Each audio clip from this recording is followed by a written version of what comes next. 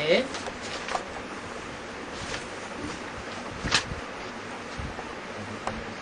वाणी चल रही थी 9 फरवरी सन 66 की प्रातः सभा बम्बई में चलाई गई वाणी।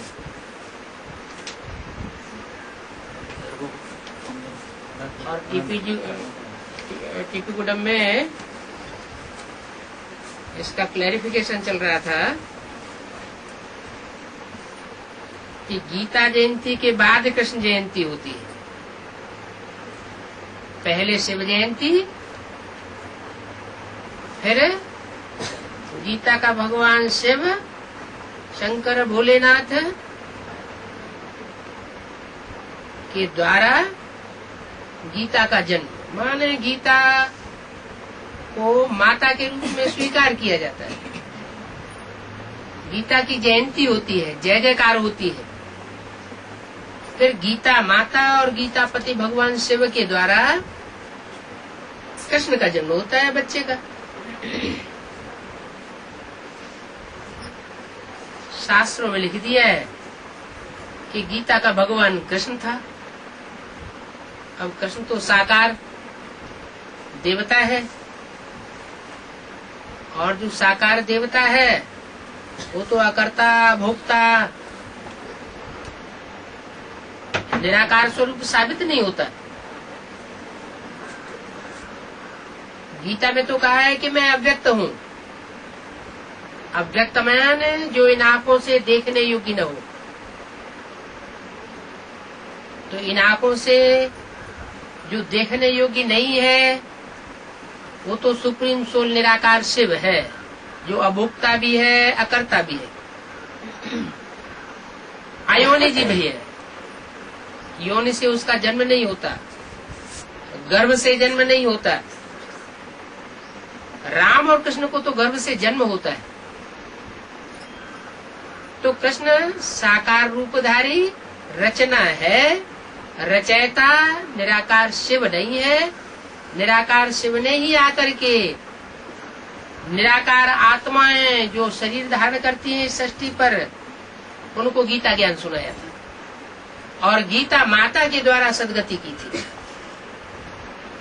तो पहले है शिव जयंती, फिर बाद में है गीता जयंती, और बाद में कृष्ण बच्चे की जयंती। शिव भगवान उवाच, ये किसने बोला? शिव भगवान ने बोला। किसके द्वारा बोला? ब्रह्मा के द्वारा उवाच। ब्रह्मा कृष्ण के आखिरी जन्म का नाम है। कृष्ण के आदि के जन्म का नाम है हे कृष्ण नारायण वासुदेव कहते हैं। जो कृष्ण की सोल है वही सत्युग में नारायण के रूप में राज्य करती थी। वही अपने अंतिम 84वें जन्म में दादा लेखराज ब्रह्मा बनती है। तो ब्रह्मा के जन्म द्वारा शिव भगवान वाच हो सकता है, लेकिन ब्रह्मा के द्वारा भगवान प्रत्यक्ष नहीं होता। जयंती नहीं होती, जय जयकार नहीं होती, क्योंकि वो ब्रह्मा माने बड़ी माँ माने माँ, बड़ी माँ का रूप है। माँ से भी पहले बाप होता है। तो यज्ञ के आदि का जो व्यक्तित्व जो ब्रह्मा सरस्वती को भी कंट्रोल करता था, वही आदि में शरीर छोड़ गया, दोबारा ब्राह्मणों की यज्ञ में जन्म लेता है, उसमें परमात्मा शिव प्रवेश करते हैं और उनके द्वारा संसार में वो भगवान के रूप में प्रत्यक्ष होते हैं। प्रत्यक्ष होना माने जन्म लेना। वही ज्ञान का सागर है, स्वर्ग का रचयिता है। क्या कहा? यह ज्ञान का सागर ब्रह्मा नहीं है, ज्ञान का सागर वो है। तो सन 66 की वाणी है, माने 66 में बताया कि भविष्य में जो प्रत्यक्ष होने वाला पार्ट है वो ज्ञान का सागर है।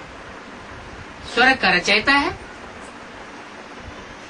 यह स्वर्ग का रचयिता नहीं, यानी ब्रह्मा का रूप स्वर्ग का रचयिता नहीं।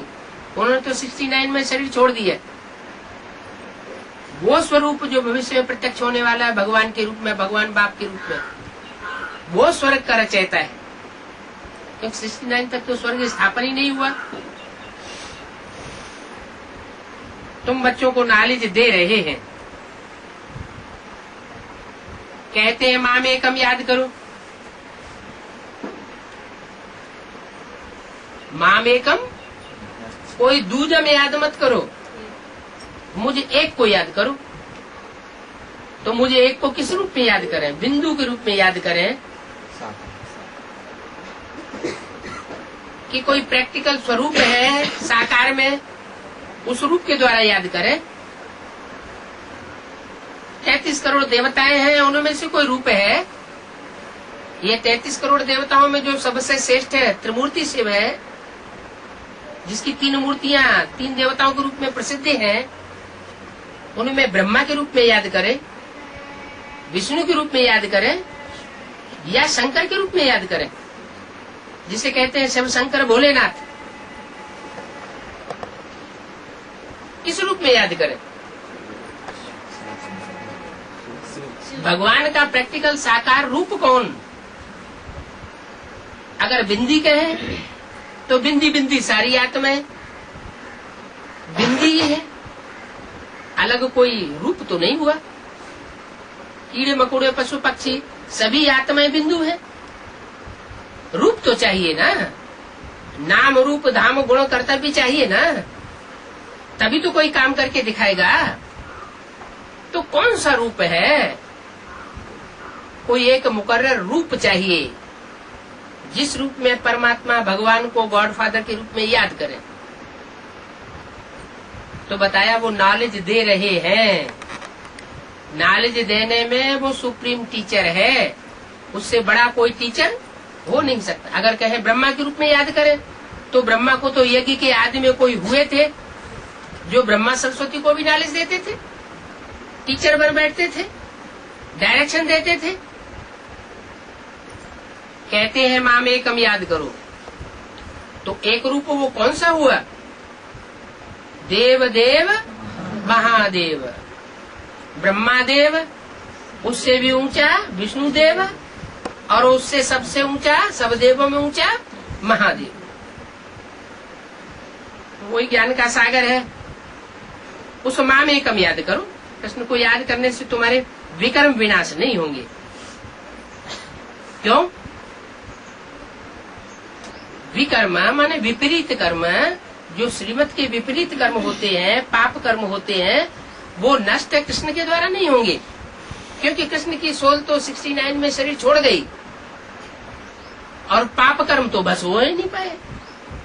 सूक्ष्म शरीर का बंधन लग गया।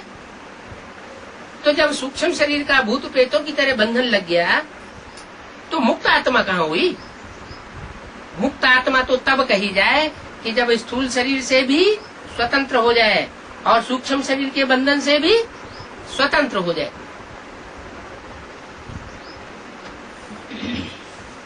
तो बोला कृष्ण को याद करने से तुम्हारे पाप कर्म विनाश नहीं होंगे। कैसे को याद करने से पाप कर्म विनाश होंगे?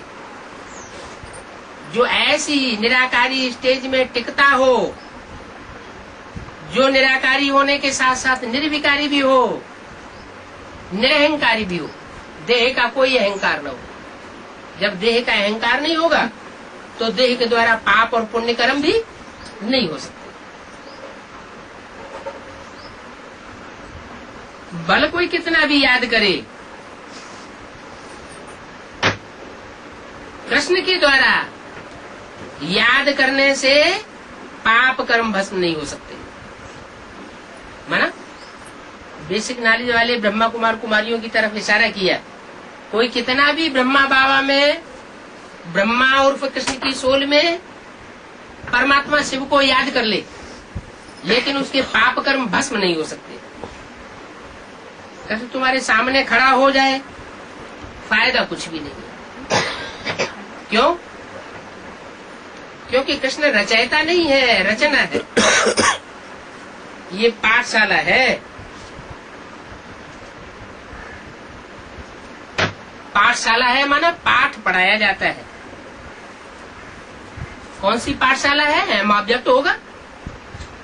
जैसे स्कूलों में एम ऑब्जेक्ट होता है, वकीलों का कॉलेज है, डॉक्टरों की पढ़ाई का कॉलेज है, इंजीनियरिंग कॉलेज है।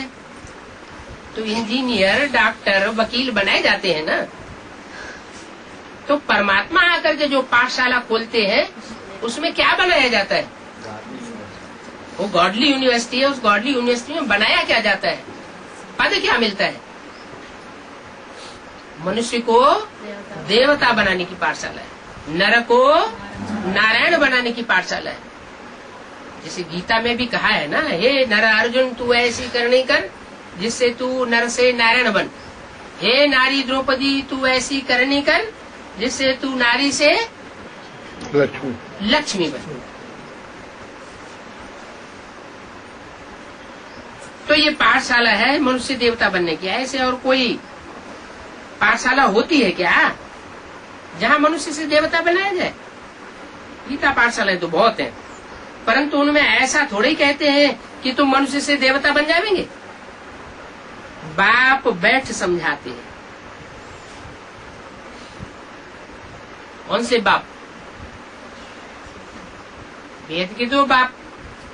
एक तो मनुष्य सृष्टि का बाप प्रजापिता, और दूसरा बिंदु बिंदु आत्माओं का बाप, वो भी बेहद का बाप है, सुप्रीम सोल शिव।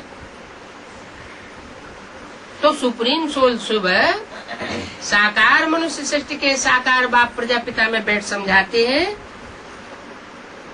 वास्तव में सन्यासियों आदि किसको भी वेद उपनिषद शास्त्र आदि पढ़ने का हक नहीं है। क्यों? क्योंकि वेद उपनिषद शास्त्र आदि सब गृहस्थियों के लिए है।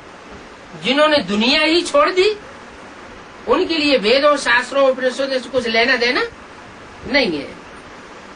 उनका है ही निवृत्ति मार्ग। कहते हैं हम जाकर के ब्रह्म में लीन हो जाएंगे। हम ही ब्रह्मा है। अरे ब्रह्म में लीन हो जाएंगे या तुम ही ब्रह्मा हो तो उससे क्या स्वर्ग बन जाएगा? फिर भक्ति आदि करने की क्या दरकार पड़ी है? क्या दुर्गति में पड़े हैं जो भक्ति करते हैं? भक्तों का रक्षक तो भगवान है। सर्व का सदगति दाता एक, बाकी सब एक दो की दुर्गति ही करते हैं। वो एक कौन है जो सारी दुनिया की आकर के सदगति करता है? और वो दुर्गति करने वाले मुखिया मुख्य कौन कौन है? रावण। जितने भी धर्म पिताएं हैं, इब्राहिम, बुद्ध, क्राइस्ट, गुरु नानक, वो आकर के सिर्फ अपना धर्म स्थापन करते हैं, लेकिन किसी की सदगति नहीं करते। दुनिया नीचे ही गिरती चली जाती है। जब सब अपना अपना करिश्मा दिखाई देते हैं इस दुनिया में आकर, तब अंत में कलयुग में परमात्मा शिव सुप्रीम आते हैं और हम मनुष्य आत्माओं को शूद्र से ब्राह्मण और ब्राह्मण से देवता बनाते हैं। तो एक है सदगति दाता, बाकी सब है दुर्गति दाता। ये तुमको वर मिलता है क्या? क्या तुमको वरदान मिलता है? ये वरदान तुमको मिलता है। क्या वरदान? मनुष्य से ये तुम्हारा एक सदगति दाता है, ये तुम्हारा वरदान है। और मनुष्य जो है वो दुर्गति दाता है। ये अभिशाप हो जाता है। लेकिन किनके लिए? जो भगवान को नहीं पहचानते। तुम सत्युग त्रेता में सदगति को पाए लेते हो क्या? असली सदगति होती है अनेक जन्मों की सत्युग त्रेता में। उसके बाद नंबर 2 की सदगति होती है सभी मनुष्यात्माओं की, जो द्वापर युग से कलयुग से उतरती है, सबकी सदगति होती है, लेकिन एक एक जन्म के लिए। और तुम्हारी सदगति होती है अनेक जन्मों, किस जन्मों के लिए? वहां पर 5 विकार नहीं होते हैं सतयुग में। सर्व का सदगति दाता एक ही बाप है ना। इस समय सारी दुनिया दुर्गति में है। सारी दुनिया में कितनी आत्मा, मनुष्य आत्मा है? 500-700 करोड़ मनुष्य आत्मा है, सारी ही दुर्गति में। सारी दुनिया की सदगति तो एक बाप ही करेंगे ना, पतितों को पावन बाप ही करेंगे ना। पतित दुनिया में कोई भी महात्मा हो न सके। इस पतित दुनिया में सब पतित आत्मा है, सब पापात्मा है। और पावन दुनिया सतयुग में कोई भी पापात्मा पतित आत्मा नहीं होता, सब पावन आत्मा है। कृष्ण को महात्मा कहेंगे, क्यों कहेंगे? क्योंकि उनकी आत्मा और शरीर दोनों पवित्र है, इसलिए उनको महात्मा माना महान आत्मा कहेंगे। जिनके शरीर अपवित्र है उनको महात्मा कैसे कहेंगे? 9-2-66 की मुरली का दूसरा पेज। यहाँ आत्मा और शरीर दोनों पतित है इस दुनिया में, और वहां आत्मा और शरीर दोनों पावन होंगे। पुनर्जन्म तो सबको लेना है, सतयुग से कलयुग तक पुनर्जन्म लेते लेते आना है। बाप भारत में ही आते हैं, कोई भी दूसरे देश में भगवान नहीं आते। क्यों? क्योंकि भारत में ही स्वर्ग और भारत में ही नरक बनता है। सबसे जास्ती सुख भी भारत में होते हैं और सबसे जास्ती दुख भी भारत में होते हैं। इसलिए दुखी दुनिया को सुखी दुनिया बनाने के लिए भगवान भी भारत में ही आते हैं। दूसरे देशों में न ज्यादा सुख होता है, स्वर्ग जैसे सुख दूसरे धर्मखंडों में नहीं होते। जैसे क्रिश्चियन धर्मखंड में, यूरोप में, अमेरिका में सतयुग जैसे 16 कला संपूर्ण सुख कभी नहीं हो सकते। इस्लामी धर्मखंड अरब देश में, अफगानिस्तान आदि में वो सतयुग त्रेता के सुख नहीं हो सकते, क्योंकि उनके धर्म पिताएं तो आते ही मध्य में है, जब आधी कलाएं दुनिया में रह जाती है। तो बाप भारत में आते हैं, भारतवासियों को ही समझाते हैं। क्या? दूसरे देश के वासियों को समझाते नहीं हैं। क्यों है? क्यों नहीं समझाते? भारत में हैं? दूसरे देश के भाषा भाषी, उनकी भाषा क्या होती है? अंग्रेजी होगी, अरबी होगी, फारसी होगी, मलयालम, वो दूसरी भाषाएं होंगी। हिंदी तो वो जानते ही नहीं। और भारत में तो, हिंदुस्तान में तो हिंदी भाषा बोली जाती है। इसलिए बाप कहाँ आते हैं? भारत में आते हैं। अच्छा, भारत में भी तो दक्षिण भारत, उत्तर भारत, 2 भारत हो गए हैं? क्यों? भारत में कहाँ आते हैं? यादगार कहाँ बनी हुई है भारत में? उत्तर भारत में यादगार बनी हुई है। जो भी भगवान है, जैसे शंकर भगवान, शिव शंकर भोलेनाथ को भगवान कहते हैं ना, तो उनका भी यादगार कहाँ बना हुआ है? काशी में। विश्वनाथ, काशी विश्वनाथ गंगे बनारस में। राम का यादगार कहाँ बना हुआ है? अयोध्या में। कृष्ण का यादगार कहाँ बना हुआ है? मथुरा वृंदावन में। तो जो भी भगवान है उनको उत्तर भारत में दिखाई दिया, क्योंकि दक्षिण भारत वाले भाषा नहीं। अगर आ भी जाए तो क्या होगा? नहीं, जो थोड़े से लोग हिंदी जानते हैं ना, उनके पल्ले पड़ेगा। और वो गुरु बन करके बैठ जाएंगे, कुछ चलने नहीं देंगे भगवान की। क्या गुरु से पकड़ते हैं, हाँ भगवान को भाषा नहीं सब पकड़ते। हाँ, तो भगवान को उसी देश में आना पड़े जहाँ भगवान की भाषा समझ सके, पहली बात। दूसरी बात, उस देश में आना पड़े जहाँ पवित्रता के लिए बहुत बल दिया जाता है। विदेश में देखो जाके, विदेश में कन्याओं को, माताओं को खुला छोड़ देते हैं, इधर घूमो उधर घूमो, इधर घूमो, किसी भी देश में घूमो, एरोप्लेन से घूमो, चाहे ट्रेन में घूमो, अकेली घूमती रहती है सब। पवित्रता में दृष्टि, उनके सुरक्षा के ऊपर कोई ध्यान ही नहीं देते। और भारत में, पवित्रता भारत में कन्या माताओं को अकेला छोड़ते हैं? नहीं छोड़ते। क्यों नहीं छोड़ते? पवित्रता मान, पवित्रता को महान मानते हैं कि इनमें दूषण ना आ जाए, इसलिए उनकी बहुत मान्यता है, उनकी सुरक्षा ज्यादा करते हैं। तो बाप भारत में ही आते हैं, भारतवासियों को ही समझाते हैं, समझाते भी भारतवासियों को है और आते भी भारत में है। अभी तुम समझते हो ऊंच से ऊंच बाप है क्या? जो भगवान भारत में आते हैं वो जितने भी धर्म पिताएं हैं, चाहे कितने भी 100-150 करोड़ फॉलोअर्स बना लेते हो, जैसे क्रिश्चियंस फॉलोअर है इस समय 100 करोड़ से भी ऊपर है। हिंदुओं की संख्या इतनी नहीं है, तो दुनिया में क्रिश्चियंस की संख्या इतनी ज्यादा है, मुसलमानों की संख्या इतनी ज्यादा है, हिंदुओं की संख्या तो उनके मुकाबले बहुत कम है।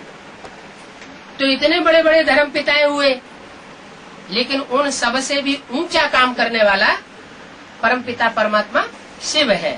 वो धर्म पिताएं आते हैं, दुनिया को नरक ही बनाते हैं और दुनिया नरक बनती चली जाती है, और बाप आते हैं तो नरक की दुनिया को स्वर्ग बनाते हैं, लेकिन भारत में बनाते हैं। अभी तुम समझते हो ऊंचते ऊंच वह बाप है, क्या कहा? ऊंचते ऊंच वह बाप है, माने यह माने ब्रह्मा नहीं है, ये है ब्रह्मा कुमारियों को बाप, लेकिन सारी सृष्टि इसको बाप नहीं मानेगी। इसलिए अव्यक्तवाणी में कहा कि वह बाप प्रत्यक्ष हो सारे संसार में, सिर्फ ब्रह्मा कुमारियों का बाप नहीं, सारी मनुष्य सृष्टि का बाप संसार में प्रत्यक्ष होना है।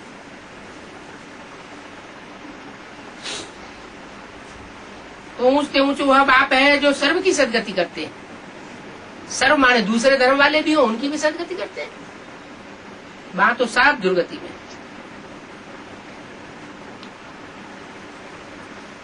कहते हम पतित हैं, साधु संत महात्मा सब कहते हैं हे पतित पावन आओ।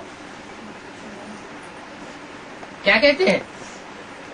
चाहे साधु हो, साधना करने वाले, चाहे संत महात्मा हो, सब कहते हैं हे पतित पावन, हाथ जोड़ के कहते हैं आओ, हम पतित हो गए, हम बहुत दुखी हैं।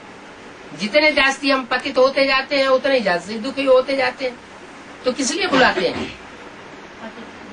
दुखी हो गए है ना, नीचे गिर गए है ना, कुमति बन गई ना। तो जब ऐसी दुष्ट बुद्धि बन जाती है कि मनुष्य नीचे ही नीचे कर्म करता जाता है, तो भगवान को आना पड़ता है सदगति करने के लिए। तो जो बुलाते हैं वो पतित हुए या पावन हुए? हे पतित पावन आओ कह के जो बुलाते हैं वो पतित हुए या पावन हुए? पतित हुए ना। गांधी जी जिस समय थे, अंग्रेजों से लड़ाई लड़ रहे थे, तो 30-40 करोड़ भारत के मनुष्यों ने एक साथ आवाज लगाई। क्या आवाज लगाई? हे पतित पावन आओ, रघुपति राघव राजा राम, पतित पावन सीताराम। ये सारे भारत में आवाज लगी ना, तो इसका मतलब सारे भारत में उस पतित पावन को बुला ही रहे थे ना। तो जरूर पतित ठहरे और पतितों को पावन बनाने के लिए मुझे आना पड़े। ये है ही पुरानी पतित दुनिया। भारत पहले पावन था, उनको स्वर्ग कहा जाता था, भारत ही स्वर्ग बनता है। भारत अभी नरक है। 84 जन्म भोग, अभी धर्म भ्रष्ट कर्म भ्रष्ट बन पड़े। कौन? किसकी बात हो रही है? भारत अभी नरक है। 84 जन्म भोग। कौन भोगते हैं 84 जन्म? भारत। माने सारे भारत का प्रतिनिधित्व करने वाला कोई एक है जो अभी पतित है कि पावन है? क्या है? पतित है। 84 जन्म भोग चुका है और 84 जन्म भोगने के बाद धर्म भ्रष्ट हो गया। क्या? कर्म भ्रष्ट भी। जो धर्म भ्रष्ट होगा वो कर्म भ्रष्ट भी होगा। कर्म भ्रष्ट बन पड़े हैं। बाप कहते हैं हर 5-4 वर्ष बाद मैं आता हूँ और आकर के तुमको देवी देवता बनाता हूँ। तुमको किसके द्वारा बोला? ब्रह्मा के तन में बोला, 66 में बोला। तो कोई तो बच्चे सामने होंगे जिनके लिए बोला तुमको। सामने इमर्ज करके। हाँ, उन बच्चों को सामने रख करके बोला तुमको देवी देवता बनाता हूँ। तुमको देवी देवता बनाता हूँ माने जो सामने बैठे हुए हैं, सामने इमर्ज किए हुए हैं, उनको देवी देवता बनाता हूँ। ये नहीं कहा इनको देवी देवता बनाता हूँ। माने किनको? ब्रह्मा सरस्वती को देवी देवता बनाता हूँ, ये नहीं बोला। तुमको देवी देवता बनाता हूँ। फिर तुम 84 जन्म लेते, पतित बने हो। फिर तुमको पावन बनाता हूँ। रिकॉर्ड चल रहा है, माने रिकॉर्ड बजाया गया। आने वाले कल की तुम तकदीर हो। तो तुम यहाँ किसके लिए आए हो? अपनी तकदीर को बनाने के लिए आए। जो आने वाला कल का भारत है, स्वर्ग का भारत है, उसकी तुम तकदीर बनने वाले बच्चे हो। भारत में ही शिव बाबा आते हैं, वो तो है निराकार। शिव बाबा कहाँ आते हैं? भारत में आते हैं। भारत में आते हैं तो वो निराकार आता है या साकार आता है? आता है तो निराकार बन के संसार में प्रत्यक्ष होता है, या जब तक साकार होता है तब तक प्रत्यक्ष हो जाता है? निराकारी जब स्टेज प्रत्यक्ष होती है संसार में भगवान के स्वरूप की, तभी संसार पहचान पाता है ये निराकारी भगवान है। अगर साकार रूप में रहे तो दुनिया पहचानेगी नहीं, मानेगी नहीं। जैसे दादा लेखराज ब्रह्मा के जितने भी चित्र हैं वो सब साकार रूपधारी है, कोई भी निराकारी स्टेज वाला नहीं। जैसे और धर्म पिताएं आए हैं तो आते ही उनकी निराकारी स्टेज देखने में आती है। चाहे क्राइस्ट हो, चाहे महात्मा बुद्ध हो, चाहे गुरु नानक हो, उनके चेहरे से ही देखने से पता लग जाता है ये आत्मा इस शरीर से इस दुनिया में जैसे नहीं रह रही है। मनोबुद्धि से इनकी आत्मा ऊपर उड़ रही है, ऊंची ऊंची स्टेज में। निराकारी स्टेज स्पष्ट दिखाई पड़ती है चेहरे पर। तो वह निराकार है। कैसे बात करें? तो कहते हैं ब्रह्मा द्वारा समझाता हूँ, इनके शरीर में प्रवेश करता हूँ। ये है प्रजापिता। बाप कहते हैं तुमको फिर से मनुष्य से देवता, पतित से पावन बनाने आया हूँ। तुम भारत की तकदीर बनाने वाले हो। आने वाले कल की तुम तकदीर हो। जो आने वाला कल का स्वर्गीय भारत है, स्वर्णिम भारत है, उसकी तकदीर बनाने वाले तुम हो। भारत को स्वर्ग बनाते हो। जो भारत अभी नरक है उसको तुम स्वर्ग बनाते हो। मैं अकेला तो नहीं करूंगा क्या?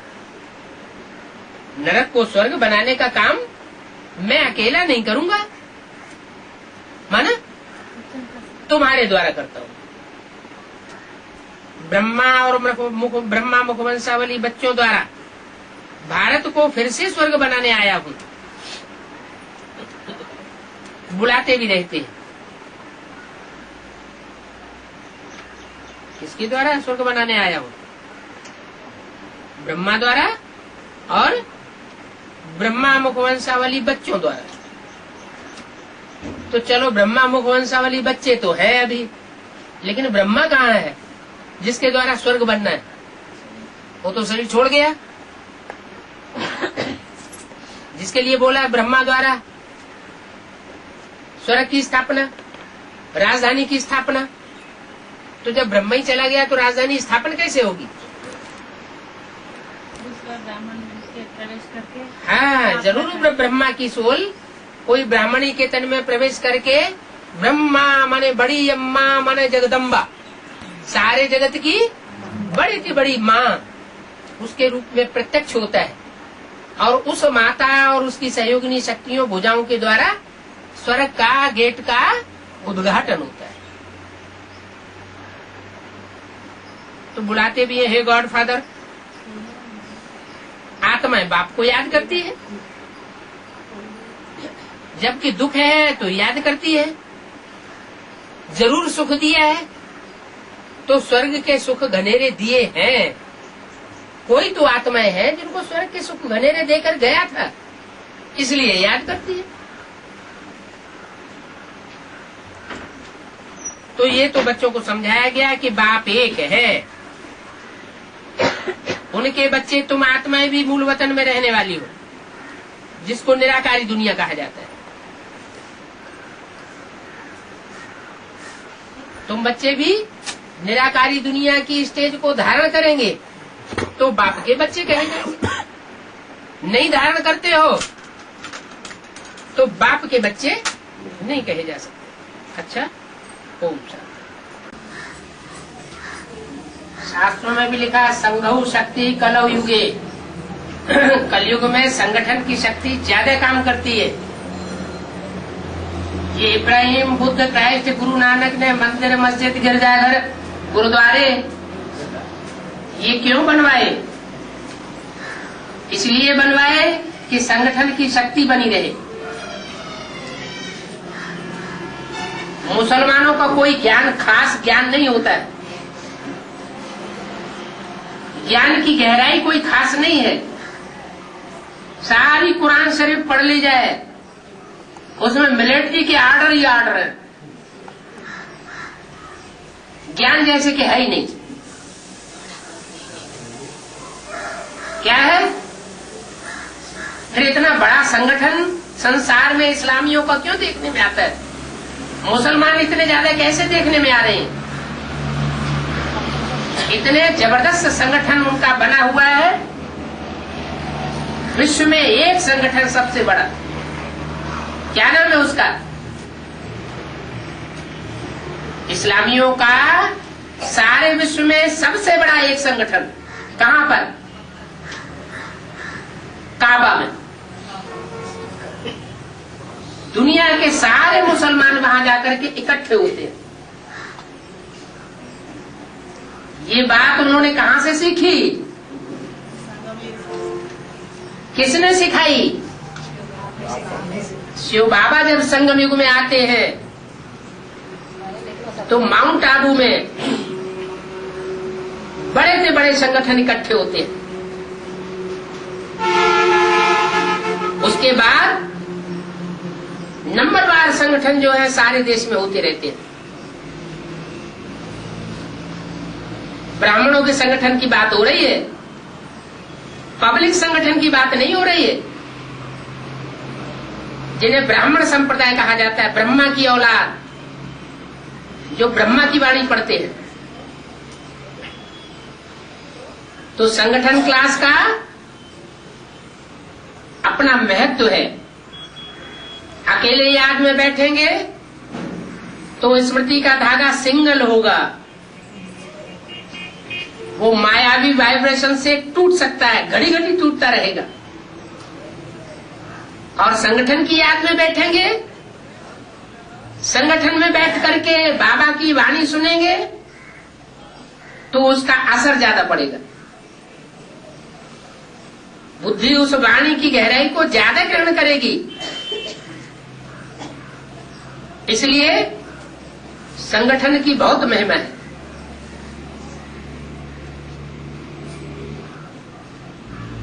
बड़े बड़े गिरजाघर बनाए हुए हैं।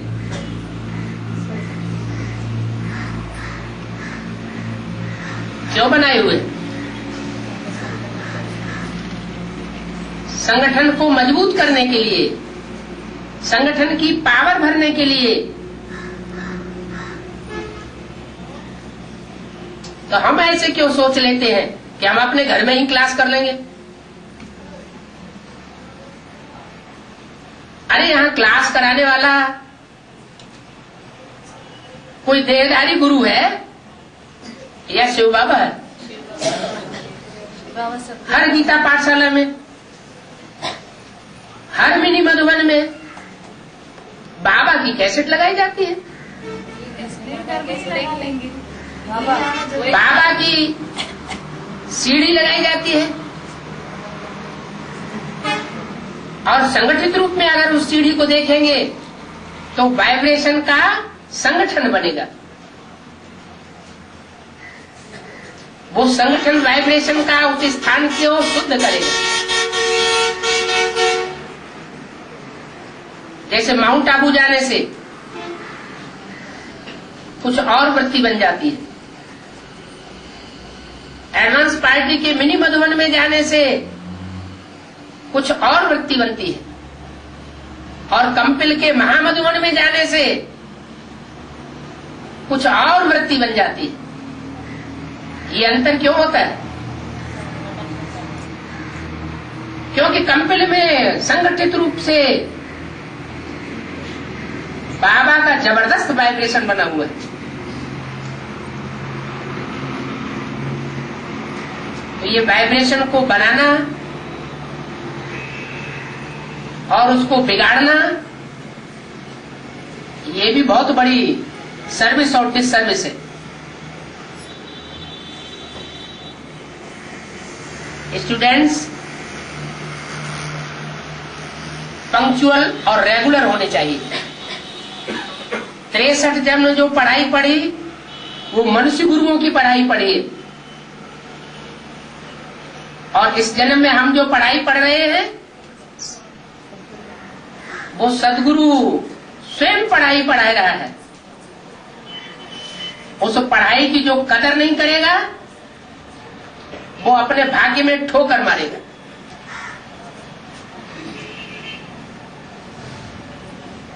ये जो हाजिरी रजिस्टर बने हुए हैं, गीता पाठशालाओं में बनवाए जा रहे हैं, ये प्रूफ रहेंगे जब रिजल्ट निकलेंगे। सबसे पहली बात देखी जाएगी पंक्चुअल और रेगुलर कौन कौन है, क्योंकि ये भी एक सेवा है। जैसे कर्मणा की भागदौड़ की सेवा होती है, वाचा की भाषणवादी कोर्स आदि देने की सेवा होती है, ऐसे ही संगठन में बैठ करके वाइब्रेशन की सेवा होती है। बाबा की याद में बैठ करके जो हम दृष्टि से वाइब्रेशन बनाते हैं उस स्थान में, वो सेवा जबरदस्त काम करती है। लेकिन मुझे तो नींद के वाइब्रेशन देखा था बाबा संगठन में। वो तो तब की बात है जबकि बाबा सामने नहीं होता है। यहाँ तो ऐसा भी है कि बाबा सामने बैठा रहता है और मुंह फैला के ऊपर बैठ जाते हैं। बाबा मुरली चलाते समय में भी पूछेगा तो खटमाता ही उठता है, नहीं तो सो जाता है। तो ये अपनी अपनी प्रीति बुद्धि का हिसाब किताब है। 63 जन्म जिन्होंने नीच लोगों से बुद्धि का योग जोड़ा है, वो वाइब्रेशन यहाँ जरूर उद्घाटित होंगे। और जिनका जन्म जन्मांतर का रामकृष्ण की आत्मा के साथ संग रहा है, उनका पुरुषार्थ भी वैसा ही श्रेष्ठ देखने में आएगा। फिर भी चलो कुछ लोग सोते भी हैं, झुटका आता है, तो भी जिनको झुटका नहीं आता है उनका काम है कि जो नीचे गिर रहे हैं उनको ऊपर उठाए। पानी पिलवा रहे बाबा। ठीक है, पानी पिलाना क्या खराब बात है, ठंडा दिमाग हो जाएगा।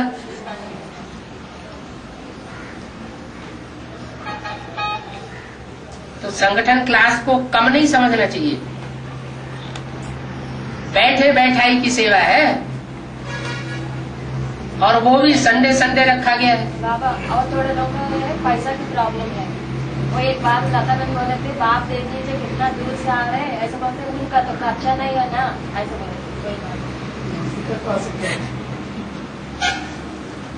जो भी इतना इंटरेस्ट नहीं दे रहे ना, वही भाव। जहाँ इच्छा होती है वहाँ रास्ता निकल आता है।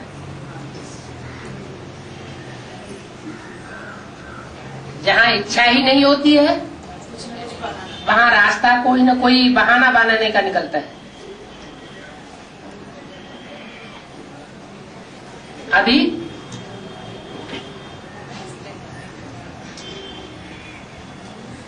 इस सभा में इतने ज्यादा लोग कैसे आ गए?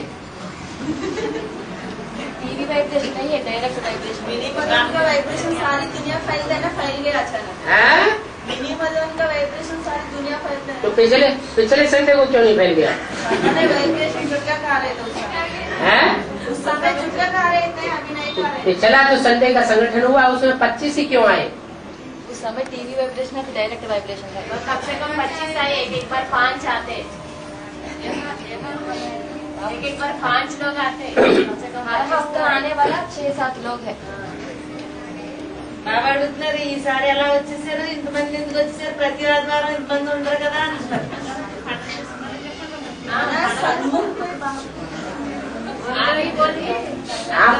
त्योहार बना रहे बात बताओ क्यों नहीं आते, क्या बात है? ఎందుకు రాలేదు అడుగుతున్నారు చెప్పండి। हैं? हाँ। त्योहार बाबा ने तो मुरली में बोला हुआ है कि तुम बच्चे दिवाली थोड़ा ही मना देंगे, तुम वो जड़ दीपक थोड़ा ही जला देंगे। ये पोंगल है। तुम तो जड़ दीपकों को देखने भी नहीं जाएंगे छत के ऊपर चढ़ के। ठीक है बाबा, लास्ट भी गए तो वो है हर हफ्ता कौन सी पोंगल है? हाँ, वो त्योहार तो एक दिन की बात हुई, यहाँ तो हर संडे की बात है। अच्छा, यहाँ छुट्टी क्या मंगल को होती है? हैं? बिजनेस लोगों को तो मंगल के दिन। लेकिन सेंट्रल गवर्नमेंट की तो छुट्टी संडे की होती है ना, स्कूलों में, कॉलेजों में, बैंक वगैरह में सब संडे संडे की है ना। मार्केट के वही लिए मार्केट का।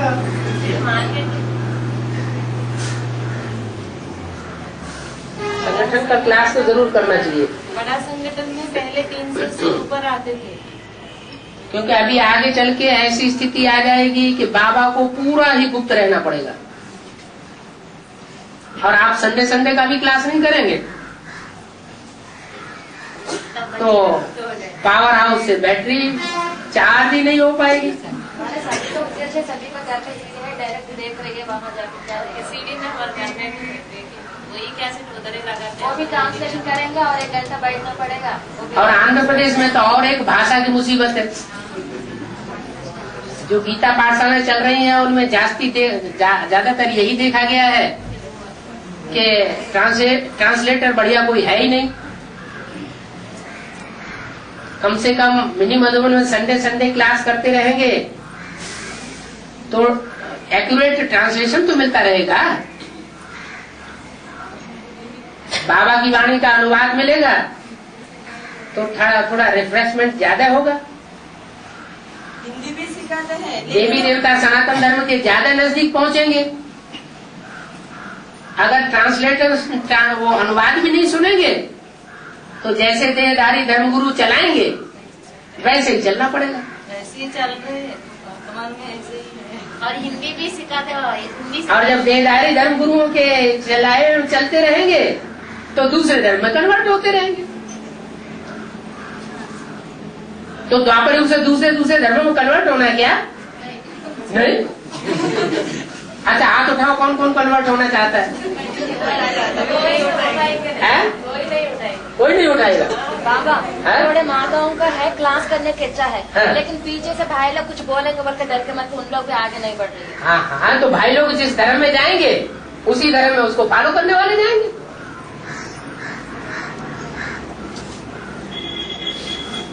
कम से कम सप्ताह में एक बार जरूर क्लास करना चाहिए।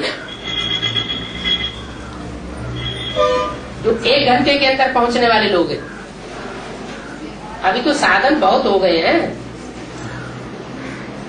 मोस्टली सबके घर में 2 व्हीलर है, साइकिल तो लगभग सभी के घर में है। 4 व्हीलर तो सभी को मिलते जा रही है? 4 व्हीलर तो सभी को मिलते जा रही है।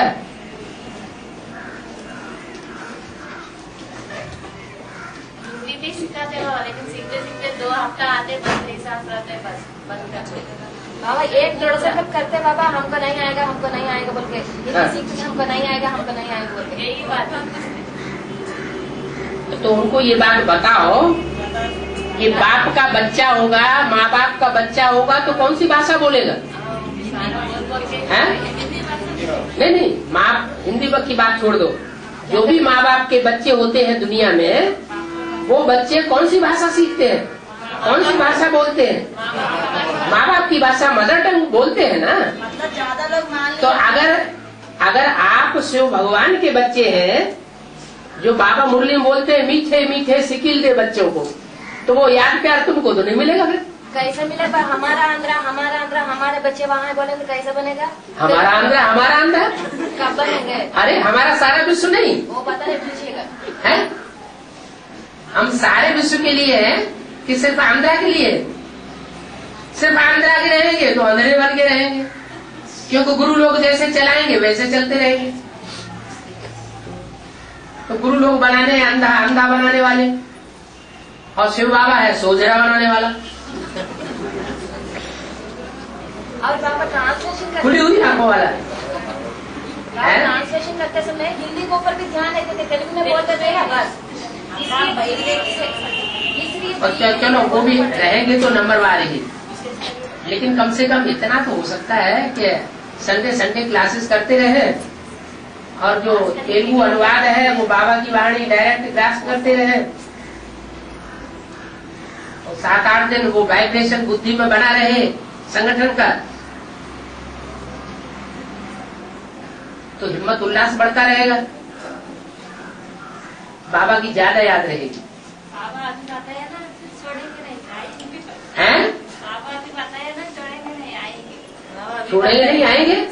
अभी से आएंगे, अभी से हर संगठन में आएंगे हर रविवार। चलो हर रविवार को हर संगठन में आएंगे तो बाबा भी हर वर्ष आएंगे। బాబా వాగ్దానం చేసేసారు. ప్రతి సంఘటనకి ప్రతి ఆదివారం వస్తే ఇలాగే ఎంతమంది అందరూ వచ్చారనుకోండి, ప్రతి సంవత్సరం నేను ఇలాగే వస్తానంటున్నారు బాబా. ఏంటి అందరూ వాగ్దానం చేస్తారా? ప్రతి ఆదివారం క్లాస్ మిస్ చేయకూడదు అంటున్నారు అందరూ కూడా. इनका टीवी खींच। अच्छा, हर संडे को कौन कौन आने के लिए पक्का हाथ उठा रहा है?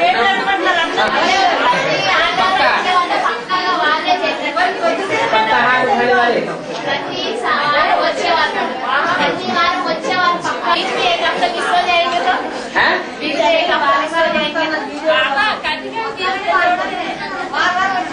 अच्छा।